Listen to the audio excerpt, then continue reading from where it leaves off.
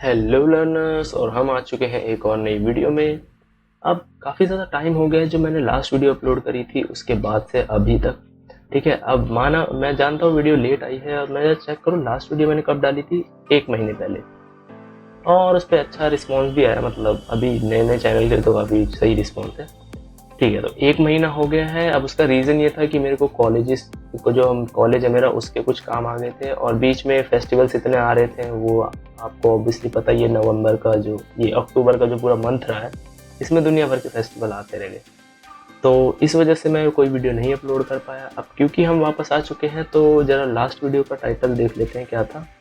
Okay, computer components. तो last video में मैंने आपको बताया था कि कंप्यूटर कंपोनेंट्स कौन कौन से होते हैं। अब इस वीडियो में हम थोड़ा सा डिटेल में जाने वाले हैं। ये नॉलेज आप एकदम ऐसा दिमाग में ना फिट कर लेना, क्योंकि ये नॉलेज आपकी बहुत ज़्यादा हेल्प करने वाली है फ्यूचर में भी, और आप कहीं भी जाओगे वहाँ हर जगह हेल्प होगी इस चीज़ की। ठीक है, तो ये वीडियो ऐसा समझ लो एक स्टेयर केस की तरह होगा। हम एक एक कंपोनेंट को जोड़ते जोड़ते जोड़ते जोड़ते ऊपर तक पहुँचेंगे कि कंपोनेंट्स काम कैसे कर रहे हैं आपस में। ठीक है, सबसे पहली चीज़ पे आ जाते हैं पावर सप्लाई। पावर सप्लाई का मैं आपको सिंपल सा एग्जांपल देता हूँ। आपके घर में बिजली जो है वो कैसे आती है? ऑब्वियस सी बात है, आपके घर में एक मीटर लगा होगा। ठीक है, नीचे आपके घर में लगा होगा, आपके फ्लोर में कहीं लगा होगा, एक मीटर लगा होगा जो आपको ये बता रहा होगा कि आपने इतना यूनिट कंज्यूम करा है। ठीक है, इतने वोल्टेज जो है आपके घर में पहुंच रहा है, ये है। पर ये बिजली जो है ये आपके मीटर के थ्रू आ रही है। मीटर में ये बिजली कहाँ से आ रही है? ये बिजली मीटर में आ रही है पावर हाउस से। और पावर हाउस में ये कहाँ से आ रही है? हाई एक्सटेंशन की जो वायर्स जाती हैं टावर्स के थ्रू होते हुए, वहां से आ रही है। ठीक है, और उससे भी पहले वो कहीं जनरेट हो रही है इलेक्ट्रिसिटी। तो ये ऐसा इतना ज़्यादा पाथ क्यों बना है, अब मैं बताता हूँ आपको। देखो, ये आपको पता होगा कि हाई एक्सटेंशन वायर में बहुत ज़्यादा वोल्टेज होती है। अगर वो करंट डायरेक्ट हमारे घर में आएगा तो क्या होगा? सीधी सी बात है, वो हमारे घर के अप्लायंस को जला देगा बहुत इजीली। क्यों? क्योंकि इसमें हाई वोल्टेज है। तो ये पावर हाउस में जाकर टुकड़ों में बट जाता है। ठीक है, ये वोल्टेज के टुकड़े कर दिए जाते हैं, बहुत ज़्यादा डिवीजन हो जाता है कुछ मशीनों से और ट्रांसफार्मर से। ठीक है, और फिर उसके बाद वो सभी घरों में, पूरे मतलब शहर में फैला दिया जाता है। ठीक है, तो वो हाई जो वोल्टेज था वो फैला दिया गया पूरे शहर में, और वो कम वोल्टेज पहुंच रहा है अब। ठीक है, अब वो उतना वोल्टेज पहुंच रहा है जितना आपके घर के अप्लायंस चल सके। ठीक है, इससे अब आपके जो घर के अप्लायंस है वो नहीं जलेंगे। फिर भी आप लोग क्या, कहीं कहीं आपने नोटिस करा होगा कि आप कुछ कुछ अप्लायंस के लिए स्टेबलाइजर का यूज करते हो। ठीक है, स्टेबलाइजर क्या करता है? जो करंट आ रहा है उसको और स्टेबल बना देता है, जिससे कि आपके जो अप्लायंस है वो शॉर्ट सर्किट ना करे। ठीक है, सेम चीज जो है वो आप करते हो अपने पीसी के साथ। ठीक है, पीसी के अंदर भी आप एक यूपीएस यूज करते हो जो कि फ्लक्चुएशन रोकता है, जिससे आपका जो पीसी है वो डायरेक्टली ऑन ही रहे। जैसे ही आपकी बिजली जाए वो ऑन ही रहे। ठीक है, स्विच अपने आप शट डाउन ना हो। तो ये तो हो गया स्टेबलाइजर। पर पावर सप्लाई इसमें क्या रोल कर रहा है? अगर हमने एक यूपीएस लगा रखा है तो क्या हमें पावर सप्लाई की जरूरत है? हाँ, जरूरत है। ऐसा क्यों? क्योंकि यूपीएस तो हमारे लिए स्टेबलाइजर का काम कर रहा है। ठीक है, लेकिन पावर सप्लाई जो है वो हमारे लिए ट्रांसफार्मर का काम कर रही है। अब कैसे? जो हमारे घर में बिजली आ रही है वो भी एक कंप्यूटर के लिए बहुत ज़्यादा है अगर उसका डिवीजन ना करा जाए। अगर हम डायरेक्ट मदरबोर्ड पावर से जोड़ देंगे तो क्या होगा? हमारा मदरबोर्ड बहुत बहुत जगह से जलना चालू कर देगा। ऐसा क्यों है? क्योंकि मदरबोर्ड के अंदर होते हैं अलग अलग कंपोनेंट्स, और अलग अलग कंपोनेंट्स को अलग अलग वोल्टेज चाहिए होता है।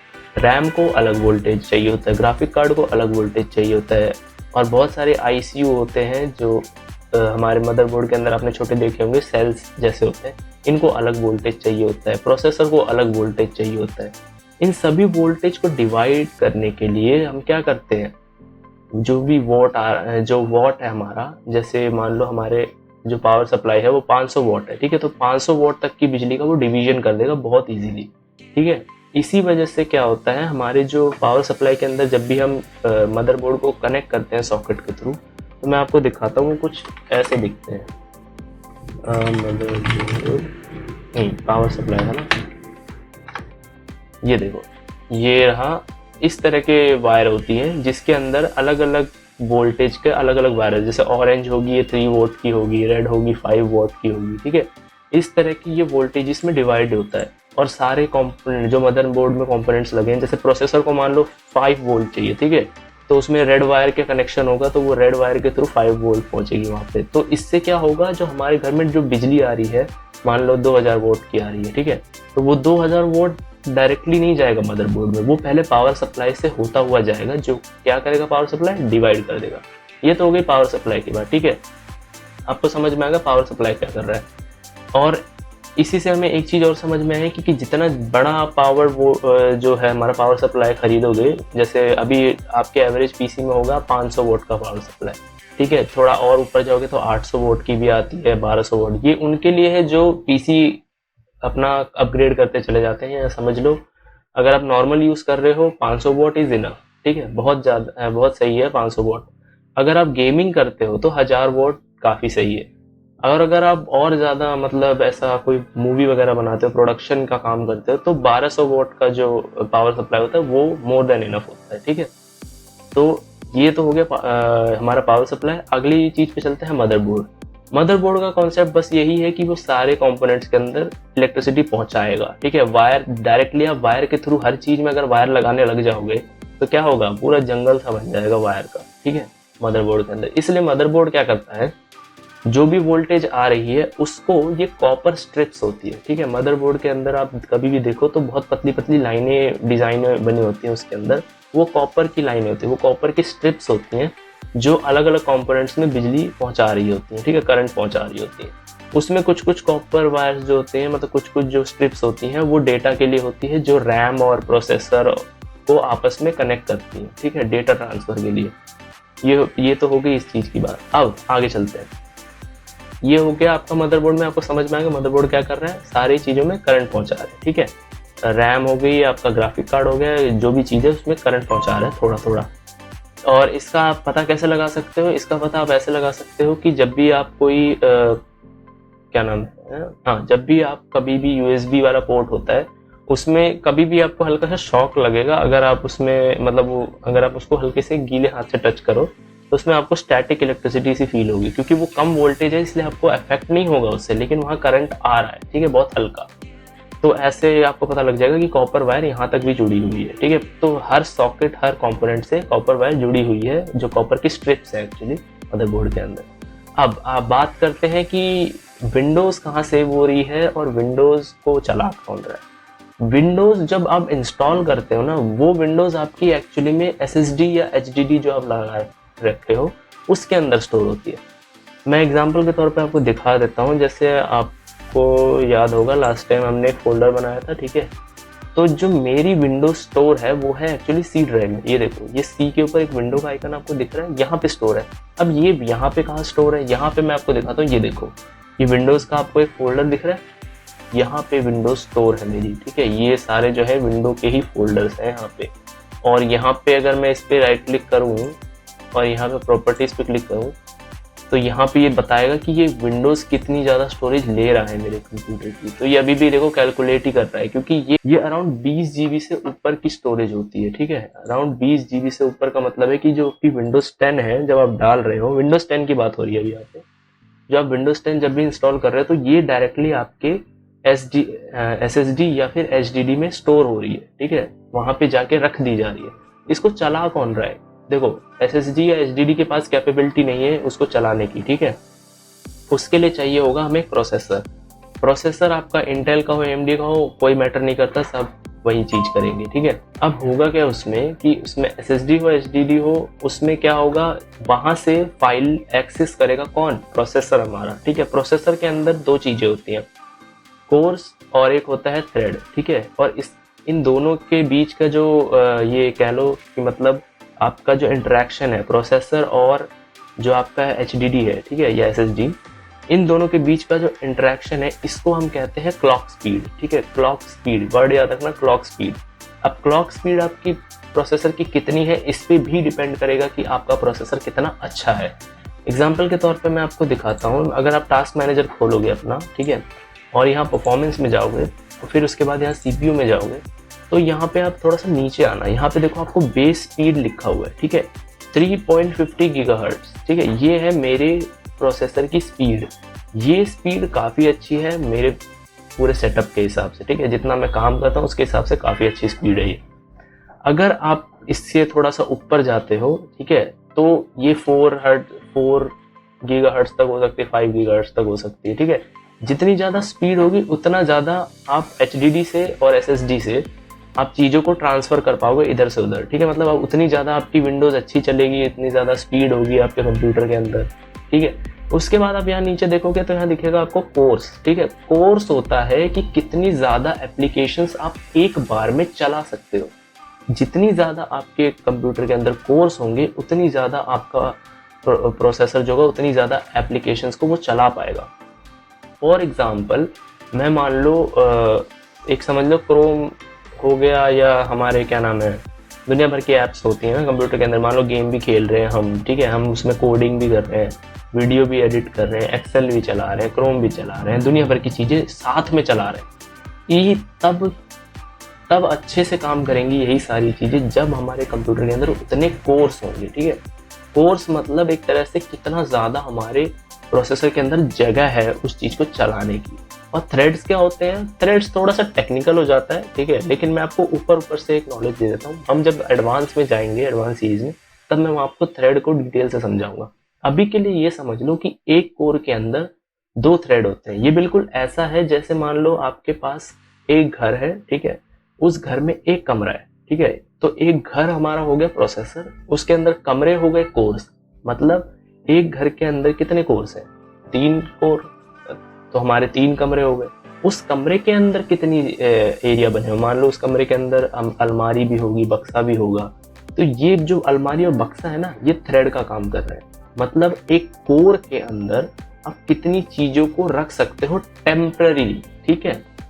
ये थोड़ा सा कुछ लोगों को नहीं समझ में आ रहा होगा, तो मैं उनको थोड़ा सा वाइडली समझाता हूँ।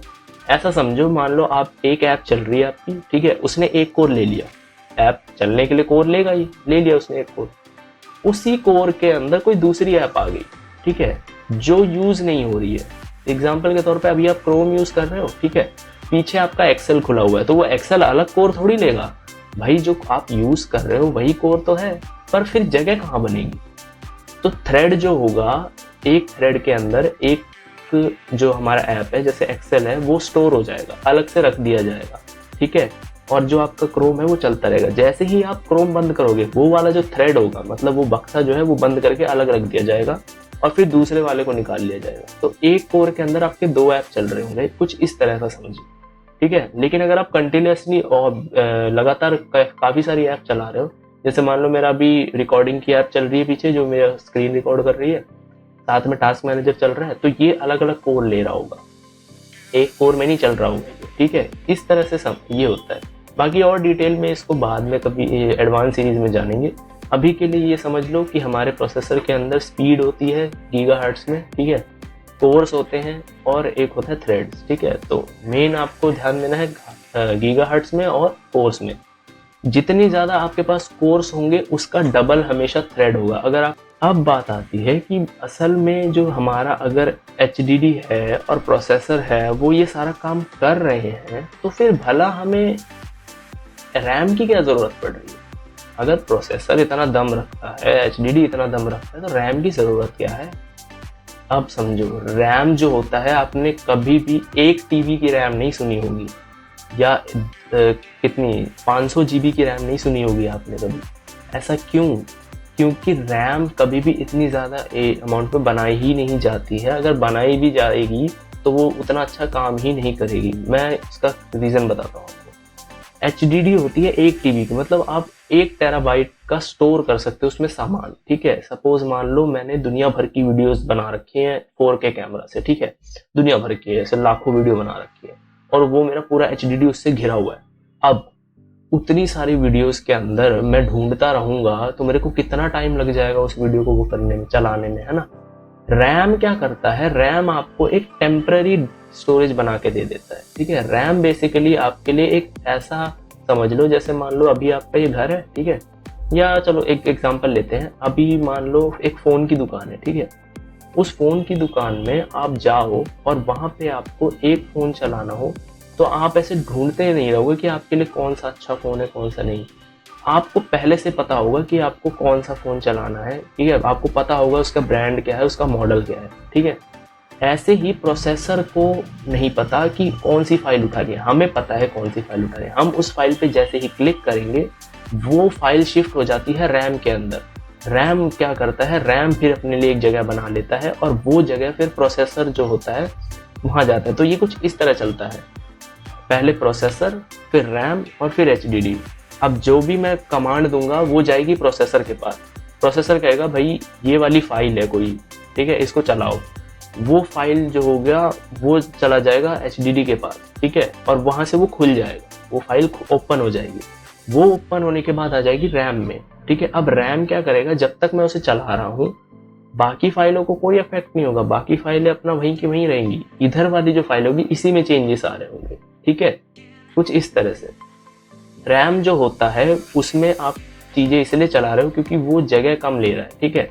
वो एकदम से कोई फाइल, बहुत सारी फाइलों के बीच में कोई एक फाइल नहीं ढूंढ रहा, वो एक फाइल उठा के अलग रख दे रहा है जो फाइल आपको चाहिए, ठीक है। तो इसीलिए जो आपका रैम होता है वो बहुत ज़्यादा हेल्पफुल होता है। तो आप जितनी ज़्यादा रैम लगाओगे, मतलब आप मान लो 8 GB की रैम लगा रहे हो, तो यूँ समझ लो कि आप 8 GB तक की जो फाइलें हैं, आप 8 GB तक का जो सॉफ्टवेयर है वो आप आराम से चला सकते हो। ऐसे ही आप 16 GB की रैम लगा रहे हो या 8 GB की 2 रैम लगा रहे हो या जैसे भी आपका, ठीक है। तो जितनी ज़्यादा रैम लगाओगे उतना ज़्यादा वो आपका कंप्यूटर जो है स्मूथ काम करेगा, मतलब बहुत जल्द ज़्यादा ऐप खोल के रखोगे और बहुत अच्छे से आराम से शिफ्ट कर पाओगे एक ऐप से दूसरी ऐप पे। तो ये चीज़ आपको समझ में आ गई। हम कोई भी कमांड देते हैं प्रोसेसर को, प्रोसेसर वो उस कमांड का यूज़ करता है और वो देखता है कि कोई फाइल ऐसी रखी है कि नहीं। अगर उसको मिल जाती है तो वो फाइल उठा के वो कहाँ डाल देता है, रैम में। रैम क्या करता है, रैम उस चीज़ को चलाता है और फिर वो वापस प्रोसेसर में उसको भेजता रहता है, और ये ऐसे साइकिल चलती रहती है। अब क्या, अगर ऐसा है तो हम रैम में क्यों स्टोर नहीं कर सकते चीज़ें? क्योंकि रैम, वही बात आ गई ना, रैम में अगर आप चीज़ें स्टोर करोगे तो आप 8 GB की चीज़ें स्टोर करके रखोगे क्या? आपको चाहिए तो पूरा 1 TB तक का स्टोरेज। तो इसलिए हम 3 स्टोरेज का चीज़ यूज़ कर रहे हैं, ठीक है। पहला हमारा HDD, फिर रैम, फिर प्रोसेसर। ये चीज़ आपको समझ में आ गई। इसी तरह से सारी चीज़ें काम करती हैं। अब हम आ जाते हैं हमारी अगली चीज़ पे, जो है हमारी अगली चीज़ ग्राफिक कार्ड, ठीक है।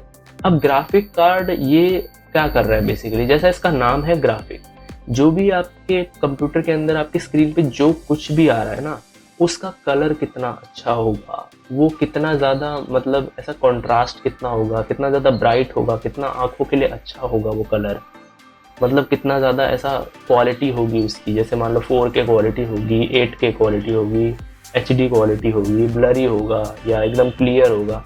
ये सारी चीज़ें आपका ग्राफिक कार्ड डिसाइड करता है। अब बात आती है कि क्या ये प्रोसेसर नहीं कर सकता? हाँ, प्रोसेसर कर सकता है। प्रोसेसर के पास भी अपना खुद का ग्राफिक होता है, ठीक है। जैसे मैं आपको दिखाऊं, मेरे पास AMD का प्रोसेसर है, तो मेरे में क्या डला हुआ है ये देखो, रेडियन वेगा ग्राफिक्स, ठीक है। ये एक ग्राफिक कंपोनेंट है जो मेरे प्रोसेसर के अंदर लगा हुआ है, ठीक है। ऐसे इंटेल वालों का अपना इंटेल का ग्राफिक कार्ड आता है, ठीक है, वो प्रोसेसर के अंदर होता है, अलग से नहीं होता। प्रोसेसर के पास भी अपना ग्राफिक कार्ड होता है, लेकिन वो इतना पावरफुल नहीं होता। अगर आप एक्सटर्नल ग्राफिक कार्ड लेते हो वो ज़्यादा पावरफुल होता है। और यही एक रीज़न है कि ग्राफिक कार्ड का मेन काम होता है कि वो आपकी 2 चीज़ों में मदद करता है। एक, अगर आप बहुत ज़्यादा ऐसा मूवी डायरेक्टर टाइप हो, या आप कोई बहुत अच्छी वीडियो एडिट करते हो, यूट्यूब के वीडियो बनाते हो, या कोई मूवी में काम करते हो, ठीक है, या गेमिंग करते हो, तो यहाँ पे हमको क्या चाहिए, हमको कलर्स अच्छे चाहिए, हमको हमारी वीडियो अच्छी एडिट होनी चाहिए, मतलब अच्छी वीडियो दिखनी चाहिए। तो ये सारी चीज़ें जो होती हैं ये वीडियो कार्ड करता है, जिसको ग्राफिक कार्ड कहते हैं, ठीक है। ये चीज़ समझ में आ गई आपको? यही वो सारे कंपोनेंट्स थे जो हमारे पीसी में काम करते हैं। अब एक चीज़ और ध्यान रखना, माउस जो होता है, कीबोर्ड जो होता है, और जो हमारा क्या नाम है मॉनिटर है, ठीक है, ये सारे इनपुट आउटपुट डिवाइस है, आपको पता है। तो कीबोर्ड जो है वो क्या है, वो है हमारा इनपुट डिवाइस। ये इनपुट सिग्नल्स पहुंचा कहाँ रहा है, ये डायरेक्ट हमारा पहुंचाता है प्रोसेसर के पास, ठीक है, याद रखना, हमारा ये डायरेक्ट पहुंचाता है प्रोसेसर के पास। अब प्रोसेसर फिर क्या करता है, प्रोसेसर इसको देखता है कि भैया माउस कितना हिला है, कौन सी फाइल पे क्लिक हो रहा है, इस जैसे क्लिक करेंगे तो कौन सी फाइल खुलनी चाहिए। ये बहुत ही कम सेकंड्स, मतलब मिली सेकंड्स के अंदर ये सारा काम हो रहा होता है, ठीक है। तो ये सारे सिग्नल्स का भी आपको पता लग गया, ये कौन प्रोसेस कर रहा है, हमारा प्रोसेसर प्रोसेस कर रहा है इनको, ठीक है।